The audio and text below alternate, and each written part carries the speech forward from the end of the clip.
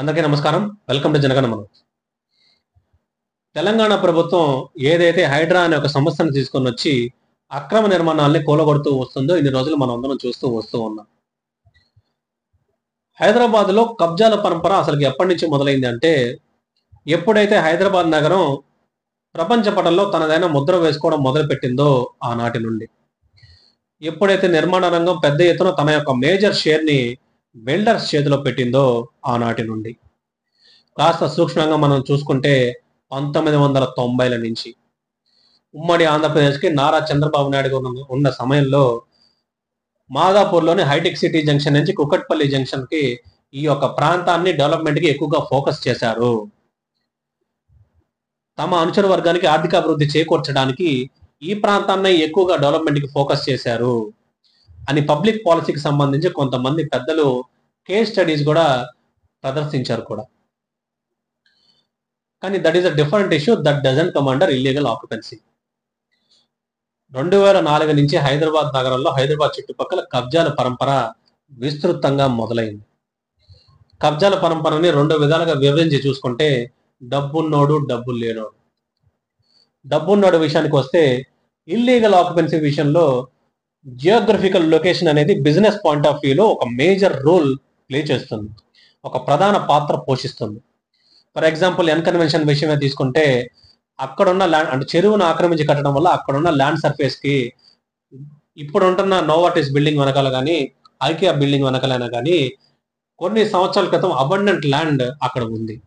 అదే ప్రాంతంలో కట్టుకుని ఉండొచ్చు కదా అంటే, అది కూడా దగ్గరే కదా అని అనుకుంటే, ఇక్కడ కట్టే ప్రాజెక్ట్ కాస్ట్ కంటే అక్కడ కట్టే ప్రాజెక్ట్ కాస్ట్ అనేది డబల్ అవుతుంది.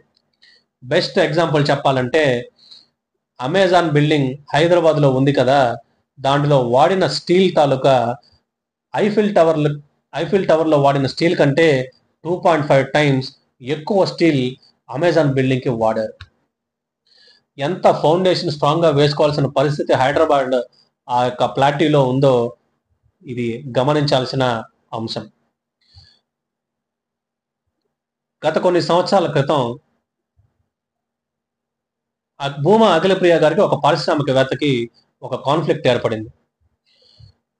దాన్ని తాలూకున్న ముఖ్య ఉద్దేశం 100 ఎకరాల భూమి, 2000 కోట్లు దాని యొక్క విలువ. భూమా అఖిలప్రియ గారు సంపాదించారా, పారిశ్రామికవేత్త సంపాదించారా, భూమా నాగిరెడ్డి గారు సంపాదించి తను వారసులకు ఏమన్నా ఇచ్చారా, లేకుంటే భూమా నాగిరెడ్డి గారు రాజకీయాల్లో ఉన్న సమయంలో కబ్జాలు ఏమన్నా చేశారా, భూమా నాగిరెడ్డి గారు లేకుంటే ఏదైనా పొలిటికల్ సెటిల్మెంట్స్ విషయంలో గిఫ్ట్ కింద ఎవరైనా ఇచ్చారా అనే అనుమానాలు కూడా రేకెత్తిస్తూ వస్తూ ఉన్నాయి. చెన్నై లాంటి మహానగరంలో సౌత్ పార్ట్ ఆఫ్ చెన్నైలో ఐటీ కారిడార్ ఉన్న ప్రాంతంలో ప్రభుత్వాలే చెరువుల్ని పూడ్చి నిర్మాణాలు చేపడుతూ ఉన్నాయి. బెంగళూరు లాంటి నగరంలో కూడా చెరువుని పూడ్చి మరీ మెజెస్టిక్ బస్ స్టాండ్ కట్టారు. నల్లారి కిరణ్ కుమార్ రెడ్డి గారు కూడా ఆంధ్రప్రదేశ్ సీఎం గా ఉన్న సమయంలో మాదాపూర్లోని అయ్యప్ప సొసైటీలు కొన్ని అక్రమ నిర్మాణాలను కూలగొడుతున్న సమయంలో దగ్గరలోనే కిరణ్ కుమార్ రెడ్డి గారి తమ్ముడు ఇల్లు కూడా అక్రమంగానే నిర్మించుకున్నారని ఆనాడు అక్కడ ఉన్న ప్రజలు వాదించారు కూడా. జగన్మోహన్ రెడ్డి గారు కూడా 2019లో గత ప్రభుత్వం రివర్ కన్జర్వేషన్ యాక్ట్ ని విస్మరించి ఈ ప్రజా వేదికల బిల్డింగ్ ని కట్టింది, అందుకని దీన్ని కూల్చేస్తున్నాం అని ముందుకెళ్లారు. కానీ అదే కరకట్ట మీద కొంతమంది బీజేపీ నాయకుల ఇల్లు కానీ, నేచర్ క్యూర్ సెంటర్స్ కానీ, కొంతమంది పెద్దల ఇల్లు కూడా ఉన్నాయి. వాటి జోలికి వెళ్ళలేదు. ప్రభుత్వం ఎప్పుడైతే ఒక పాలసీని పట్టుకుని కన్సిస్టెంట్ గా ముందుకు వెళ్తూ ఉందో, ప్రజలు కూడా అప్పుడే నాయకుల్ని కానీ ప్రభుత్వాన్ని కూడా గౌరవిస్తారు.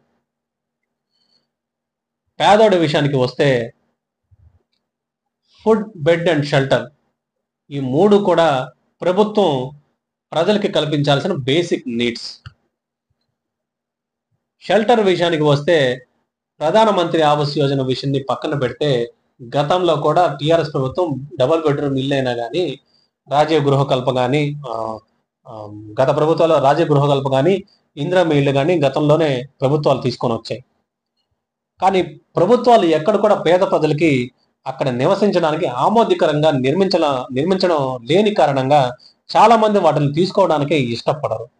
అందుకనే పేదోడు అనేవాడు చెరువుల దగ్గర ఆ గట్టులను ఆక్రమించడం, లేకుంటే నదీ పరివాహక ప్రాంతాలైనా కానీ ప్రభుత్వ భూముల్లో, ప్రైవేట్ భూముల్లో ఆక్రమించి కట్టుకుంటాడు. ఎప్పుడైతే ప్రభుత్వం పేద ప్రజలకి భరోసా కల్పించి ఆమోద్యకరమైన గృహాలు నిర్మిస్తుందో అప్పుడే పేదోడు కూడా ఆ గృహాల్లో నివసించడానికి ఇష్టపడతాడు. ప్రధానమంత్రి ఆవాస్ యోజన అనేది అలాంటిది. హైడ్రా అనే ఒక సంస్థను కూడా రాబోయే రోజుల్లో ఆంధ్రప్రదేశ్ గవర్నమెంట్ కూడా దాన్ని అడాప్ట్ చేసుకుని ముందుకెళ్తామని మన నారాయణ గారు కూడా స్టేట్మెంట్ ఇచ్చారు. నాకు తెలిసినంత వరకు తెలంగాణ ప్రభుత్వం కూడా పేద గొప్ప డబ్బున్నోడి దగ్గరికి వచ్చిన తెలంగాణ ప్రభుత్వం రేపు రాబోయే రోజుల్లో పేదోడి దగ్గరకు కూడా ఖచ్చితంగా వస్తుంది. ఆరంభంలో వీరత్వం చూపిస్తున్న తెలంగాణ ప్రభుత్వం ఏ విధంగా కూడా సన్నగిల్లకుండా ముందుకు వెళ్తే బాగుంటుందనేది నా అభిప్రాయం. కాకపోతే అందుకు కొన్ని చర్యలు తీసుకోవాల్సిన అవసరం కూడా ఉంటుంది. లేకుంటే ప్రజా వ్యతిరేకత తీవ్ర స్థాయిలో కూడగొట్టుకునే అవకాశం తెలంగాణ ప్రభుత్వానికి ఉంటుంది. ఈ ప్రభుత్వం అయినా ఏ ప్రభుత్వం అయినా కానీ హైడ్రా లాంటి ఒక సంస్థని, ఒక సపరేట్ బాడీని ఎస్టాబ్లిష్ చేసుకుని ముందుకు వెళ్తున్న సమయంలో కొన్ని పాయింట్స్, ఒక లాంగ్ టర్మ్ గోల్స్ పెట్టుకొని ముందుకు వెళ్తే బాగుంటుందనేది నా అభిప్రాయం.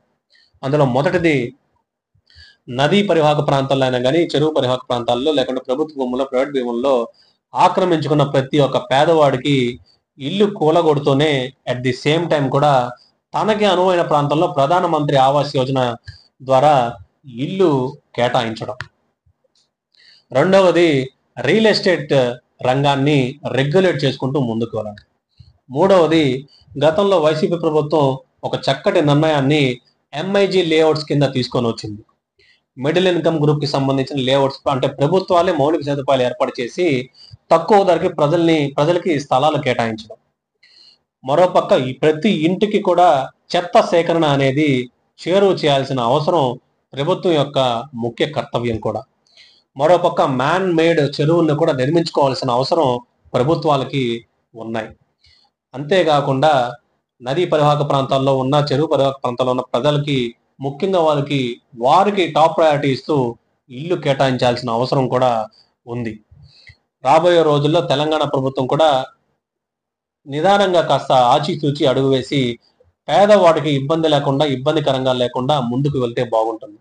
అలాగే ఎవరైతే అక్రమ నిర్మాణాలకి అనుమతి ఇచ్చిన అధికారులు కానీ, రాజకీయ నాయకుల నుంచి వచ్చే ఓరల్ రికమెండేషన్స్ కానీ, ఇవన్నీ కూడా కన్సిడర్ చేసుకొని వారి మీద క్రిమినల్ కేసులు కూడా పెట్టాల్సిన అవసరం ఖచ్చితంగా ఆ దిశగా అడుగులు వేస్తే బాగుంటుందనేది నా అభిప్రాయం. నేచురల్ కెలామిటీస్ ని మనం ఎవరం కూడా పూర్తి స్థాయిలో దాన్ని నివారించుకోలేం. దాని తాలూకు యొక్క ఇంపాక్ట్ ని మనం తగ్గించుకోగలమే కానీ ఎక్కడ కూడా పూర్తి స్థాయిలో దాన్ని అరికట్టలేం. ఆ దిశగా ప్రభుత్వాలు ఆలోచించి అడుగులు వేస్తే ఒక మినిమైజింగ్ ఇంపాక్ట్ చూపించే విధంగా నేచురల్ కెలామిటీస్ ని, వాటి తాలూకు యొక్క ఇంపాక్ట్ ని మినిమైజ్ చేసుకుని ప్రభుత్వాలు కానీ మంచి నిర్ణయాలు తీసుకుని ముందుకెళ్తూ ఉంటే, ఒక కన్సిస్టెన్స్ పాలసీని మెయింటైన్ చేసుకుంటూ ముందుకెళ్తుంటే ప్రభుత్వాలకు కూడా ప్రజా వ్యతిరేకత కూడా తగ్గుతుంది. ప్రజలు కూడా ప్రభుత్వాన్ని గౌరవిస్తారు. భారత్ మాతాకి జై. జై హింద్.